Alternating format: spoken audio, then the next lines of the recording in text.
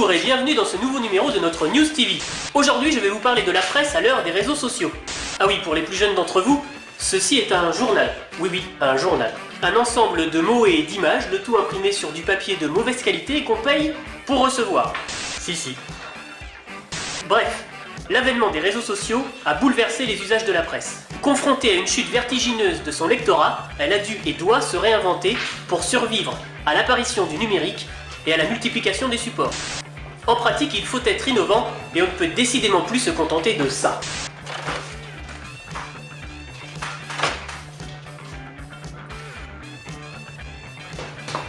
Hey, ça y est, j'ai mis le journal sur les réseaux sociaux.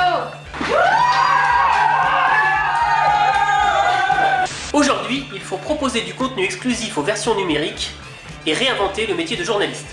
Mais en s'adaptant, le succès peut être au rendez-vous. Par exemple, le New York Times possède aujourd'hui un plus grand nombre de followers sur Twitter que d'abonnés à sa version papier. En France, si on classe les médias en fonction de leur présence sur les réseaux sociaux, Le Monde arrive en tête, suivi de Rue 89, Les Inrocks, L'Express, Le Nouvel Obs et Télérama.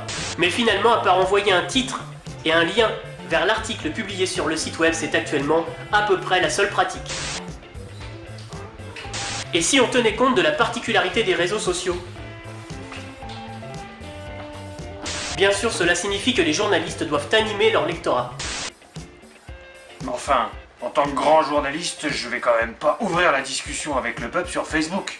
Certes, le changement de mentalité est difficile à mettre en place, mais le bénéfice à en attendre est plus qu'intéressant. Pouvoir examiner quels articles ont fonctionné et pourquoi. Ouvrir des débats qui peuvent enrichir les articles. Optimiser la propagation et la viralité de l'information. Optimiser également son référencement. De plus en plus, le contenu des réseaux sociaux entre en ligne de compte auprès des moteurs de recherche. Attention quand même à la dérive qui consisterait à ne proposer que du contenu à fort potentiel viral. Ce n'est pas au lecteur d'imposer le sujet. Non mais allô quoi. Ce qui est sûr, c'est que dans l'avenir, on s'oriente vers une personnalisation des contenus de l'information. Géolocalisation, profil social, etc., etc. Il reste également un rôle essentiel de la presse sur les réseaux sociaux, l'information en temps réel. En gros, voici un secteur en forte mutation qui va devoir inventer ses us et coutumes pour survivre et trouver un nouveau modèle économique. Messieurs, dames, les futurs journalistes, à vous d'être visionnaires et de nous surprendre. Ainsi s'achève ce numéro de notre News TV. A très vite pour un nouveau sujet et surtout n'oubliez pas, restez connectés.